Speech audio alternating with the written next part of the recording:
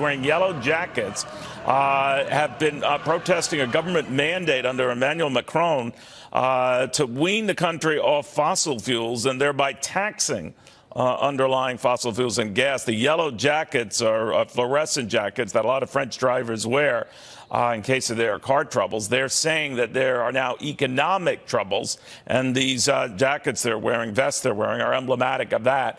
They say that these demands on the part of Emmanuel Macron have artificially hiked prices way beyond what they can tolerate, and they want him to do something about it. He is saying, look, we're way too dependent on this sort of stuff, fossil fuels and the rest, and just stick by me, and we'll get through this. That could explain his 29% approval rating, but it's going from bad to worse, and these protests have escalated way beyond what French authorities thought would be the case. We'll keep you posted, but it has turned violent. I said one person is dead and better than 40 injured.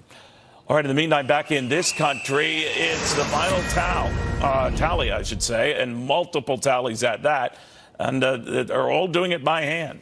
Thousands and thousands of votes across the state just to put some final stamp on last week's elections, which we thought were a done deal and a finished deal. Apparently not, because it goes on. Griff Jenkins in Lauderhill, Florida, with the very latest. Hey, Griff.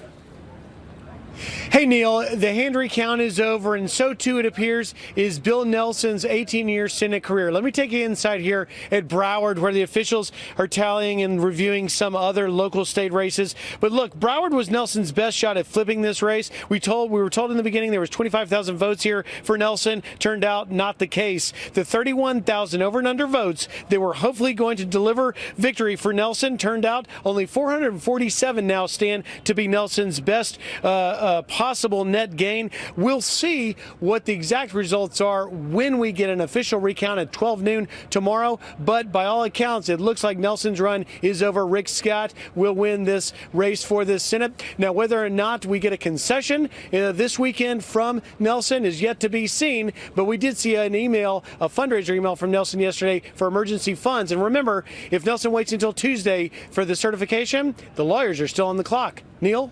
Indeed they are. Griff, thank you very much. So we're going to get a fair and balanced prominent Republican, a prominent Democrat, both with a keen eye on what's going on in the Sunshine State. We begin with a lawyer for Rick Scott's campaign, Tim Serio. Tim, thank you for taking the time to talk to us. Good morning, Neil. Thanks for having me on. By the way, we did call Senator Bill Nelson's legal team for an interview. We've not heard back. What is your sense of where this vote is going? It looks like the numbers are simply not there for the senator, there's the issue of absentee ballots, there's the issue of signature on some ballots, right. But even allowing for the possibility that all go the senator's way, and that would be statistically impossible, it wouldn't seem to me, at least, I'm not in the state, to close the gap. What's your sense of things? That's correct, Neil. I mean, Rick Scott won the election last Tuesday.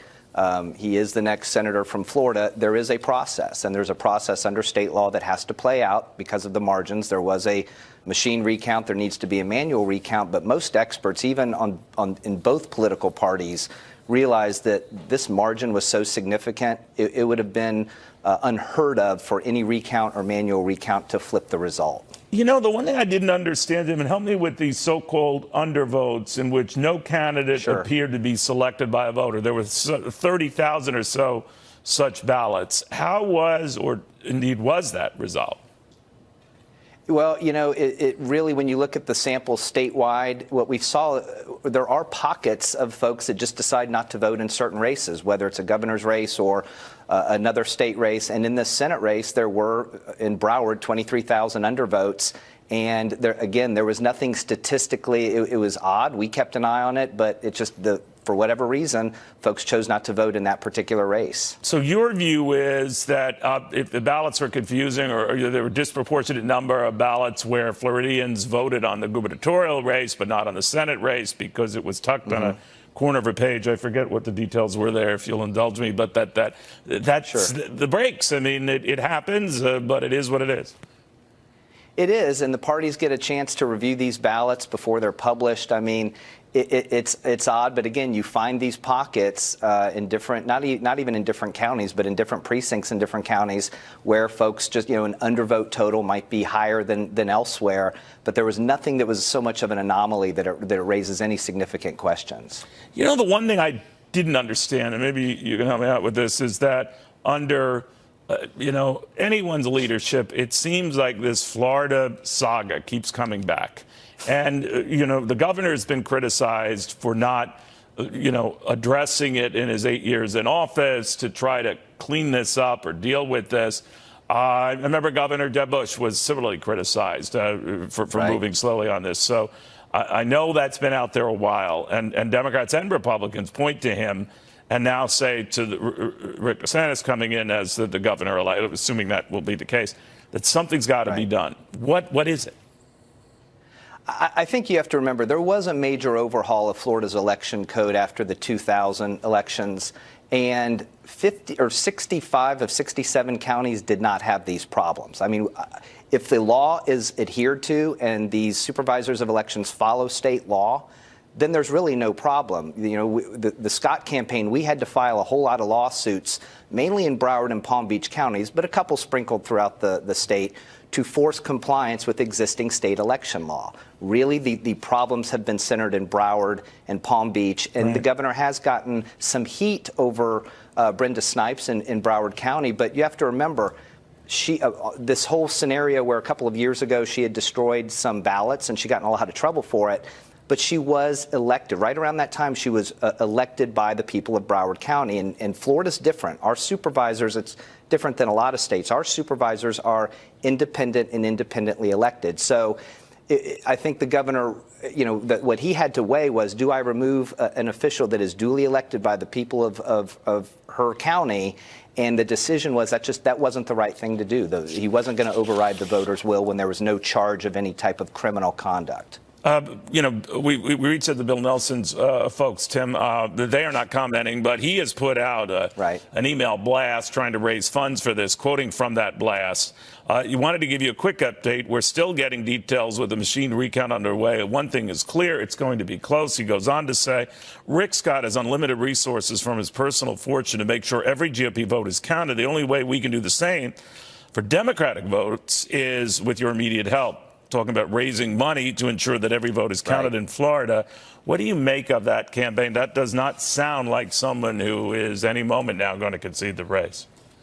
I think that the only way that from election night, with the margin of victory that the governor had, and even a few days after that, the only way Bill Nelson could have turned this around was to, and his attempt and his strategy was to go to court and get the courts after the fact to basically rewrite Florida's election code. And I think his lawyers have every incentive to keep this going as long as they can.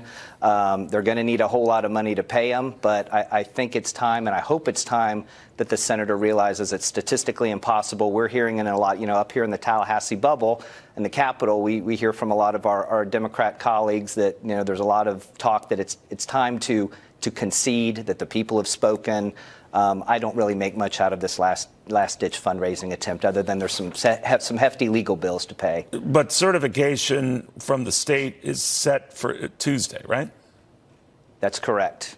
That's correct. And is it your understanding that will be certified and go as scheduled on Tuesday? We believe it will. We believe that Tuesday these election results will be certified, and Governor Scott, Senator-elect Scott, will be heading to Washington. All right, we shall see. Tim, thank you for taking the time. I appreciate it. Thank you, Neil. Very much appreciated. All right, let's get a view of this from a sort of a 50,000-foot level here. The attorney, Stephen Meyer, he was very key on Al Gore's 2000 recount legal team, and it must be deja vu to you all over again, Stephen. What do you make of this? Well, it is to some extent, although there are some notable differences. The biggest similarity is that in 2000, there was a ballot design error in two different counties. In Palm Beach County, they had the so-called butterfly ballot, and in Duval County, that's Jacksonville, they had the so-called caterpillar ballot. Right. Each of those confused people and cost Al Gore literally tens of thousands of votes. And you have the same problem now, apparently, in Broward County, where the design error caused people to undervote, that is, not to vote in the U.S. Senate race. They simply didn't see the race on the ballot given its location. The reason we know that's the case is because the number of undervotes is typically quite small, far less than 1%. But in Broward County, 3% of all the voters did not vote in the U.S. Senate race. 100%, or virtually 100%, voted in the governor's race and the other major state races. But 3% skipped the U.S. Senate race. No, you're right about that. And there was confusion, certainly the ballot in Broward County in particular, to a lesser extent in Palm Beach County. But the one question I have on all that, Steve, is both parties had to write off on that final ballot. And they did. And I'm wondering if it does much good now to talk about a confusing ballot when both parties botch the chance to either simplify it or make it clear. Well, for example, back in 2000, it was widely reported, particularly it was a Republican talking point, that the Democratic Party and the Republican Party had signed off on the ballots. That was completely false. No one had looked at it. Here, typically, the parties do not look at the ballots either. And again, I can't vouch for every single county. Each supervisor election in each of the 67 counties designs their own ballot. And of course, the races at the top are the same in each county, but the races at the bottom, the local races, are different. And there are a different number of pages, and the design can look a little bit different. It's designed within each supervisor elections office. To my knowledge, there is absolutely no requirement that they seek or get the approval of the parties. They may, as a courtesy, show it to the parties, but they don't have to do anything. It's up to the supervisor of election to design the ballot. And typically, in prior years, the ballot was not shown to members of the party until after it was printed and designed, until after it had gone to the printer and it was too late to make any changes. Well, we had heard of the Secretary of State's office that they were cleared by both parties. You're saying that was not the case? To my knowledge, they may do that in some counties, but there is no requirement to do that in any county, and to my knowledge, it frequently or usually is not done in most counties. The other thing about these ballot design errors is that they're somewhat insidious, because it's not something that's so glaring that one would look at it beforehand and say, oh, if you design the ballot in this manner, this is the problem that's going to happen. After it happens, you can look back and say, now I see how a number of voters could make that mistake and miss the ballot.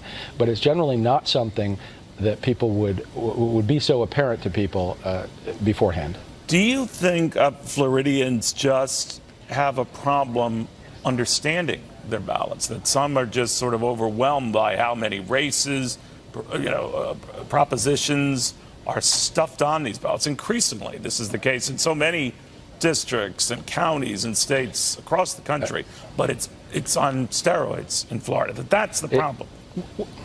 Well, it is a long ballot, but I don't think the voters in Florida have any more difficulty than voters in any other place. The voting systems have been simplified quite a bit since 2000. But they've not been simplified in Florida, is what I'm saying. That your ballots are, because they're not yours, I'm saying Florida, have gotten more complex, more involved, more detailed.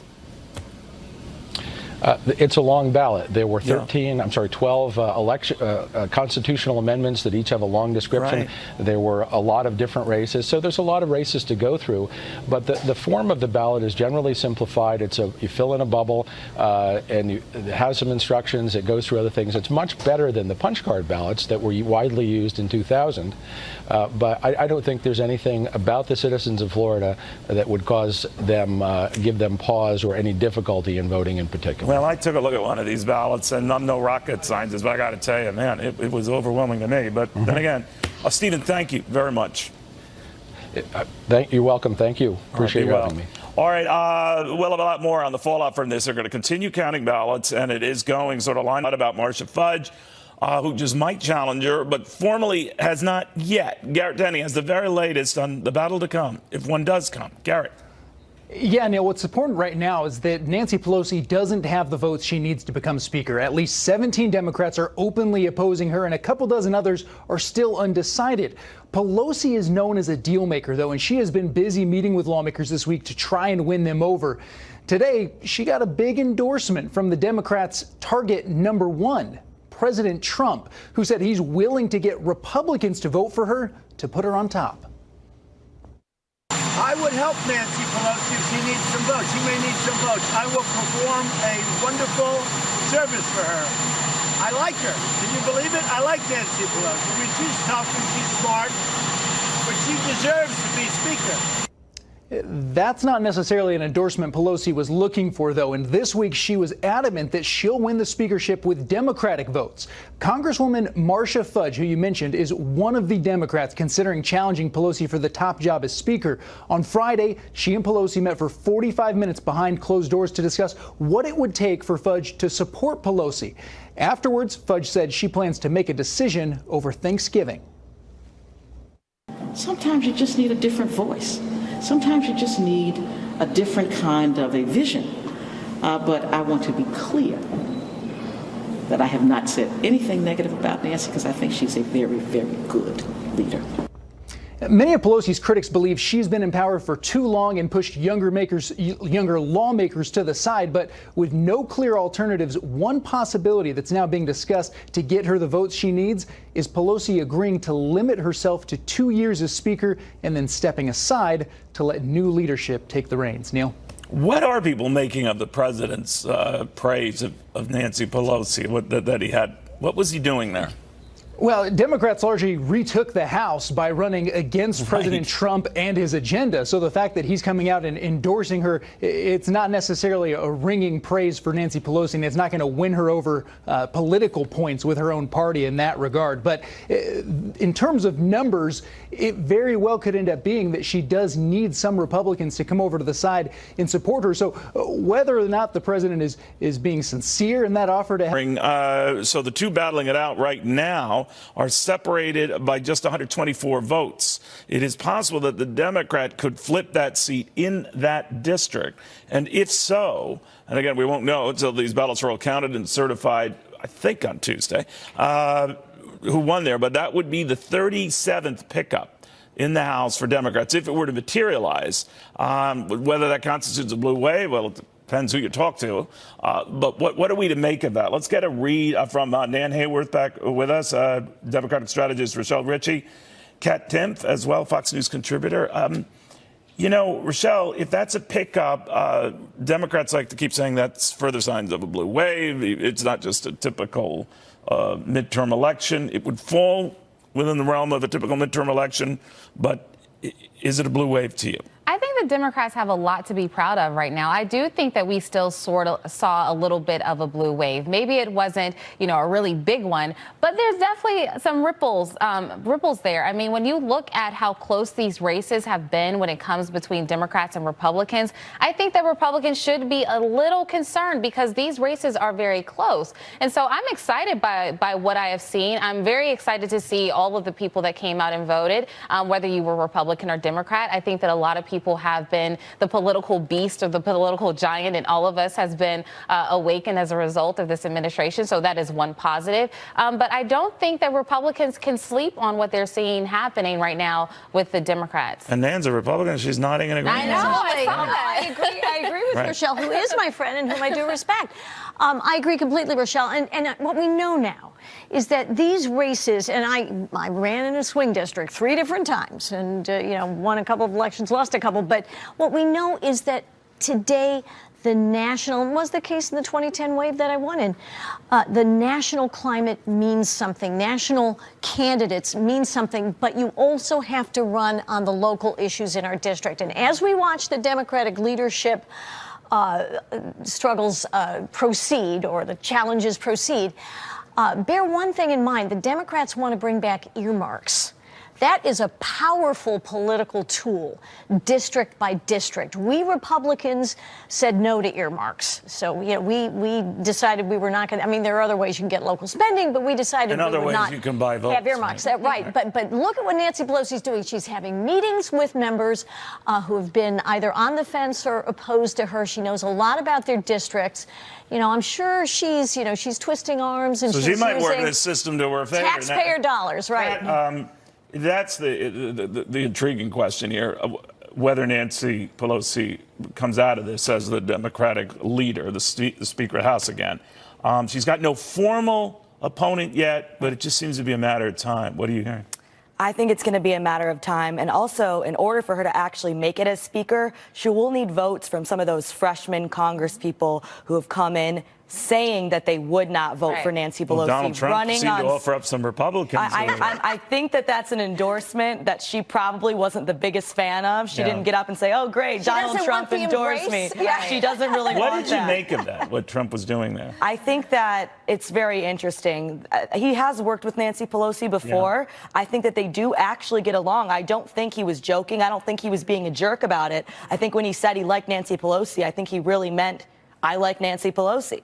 Yeah. I think with Pelosi, though, we have to keep in mind it's sort of a double-edged sword, right? Because if she were to become the speaker, first of all, Nancy Pelosi has not given us any indication of when she plans to leave, and there are people. So you don't buy this? No. Put me in charge for 2 years. No, and I don't. I don't. She's never announced any sort of transition, and you have people like Congresswoman Marsha Fudge coming out saying that they're thinking about running because they don't feel that the party represents the interests of African Americans and millennials. And if you look at the base that voted during this midterms that came out in droves, it was predominantly millennials and African Americans. And she was, and so she was saying that the caucus, the Democratic caucus, does not represent the people that hold it together. Didn't you find it striking her comments? And these were after meeting Nancy Pelosi, when you would think that she was complimenting Nancy Pelosi, but you'd think that she would have been, well, yeah, I'm reined in.